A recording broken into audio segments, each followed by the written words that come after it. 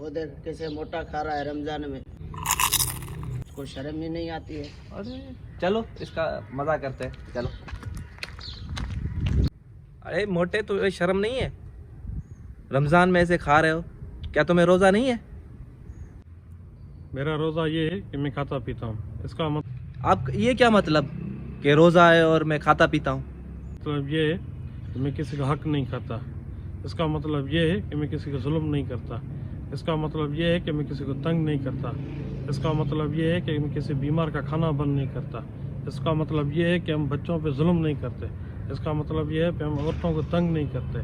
इसका मतलब ये है कि हम पूरी दुनिया का, हर बंदे का, पूरी इंसानियत का ख्याल रखते हैं और सबको एक जैसा रखते हैं। इसलिए मेरा रोज़ा है।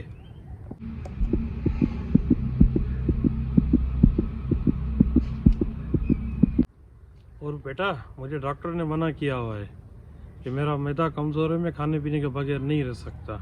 इसीलिए मेरा खाने पीने का रोज़ा है। क्या तुम्हारा रोज़ा है? तुम बता सकते हो तुम्हारा रोज़ा है?